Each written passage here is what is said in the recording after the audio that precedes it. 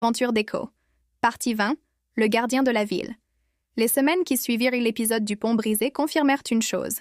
Les habitants faisaient confiance à Echo.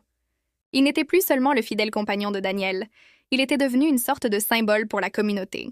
Partout où Daniel l'emmenait, au marché, sur la place du village pour les courses du matin, les enfants couraient en l'accueillir et les adultes lui adressaient un salut respectueux. Un matin glacé, alors que la neige recouvrait encore les toits, Daniel descendit en ville avec Echo. L'air portait l'odeur de fumée et de pain chaud. Echo trottait à ses côtés avec fierté mais sans agitation, chacun de ses pas mesurés. Ce n'était plus un chiot turbulent.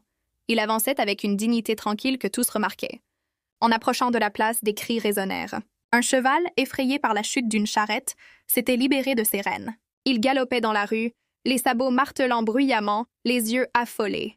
Les passants criaient et se dispersaient. Mais au milieu du chemin, un petit garçon, paralysé de peur, se trouvait directement sur la trajectoire de l'animal. Daniel s'écria, mais Echo fut plus rapide. Bondissant en avant, il fendit la neige d'un élan précis. Son aboiement retentit, clair et puissant, brisant le tumulte. La tête du cheval se tourna d'un coup vers ce son inattendu. Echo ne recula pas. Agile, il se plaça sur sa trajectoire, adoptant une posture basse, aboyant avec régularité et autorité. Le cheval hésita, ralentit, puis dévia sa course au dernier instant, évitant de peu l'enfant qui s'effondra dans les bras de sa mère. Un silence incrédule parcourut la foule avant de se transformer en clameur d'admiration.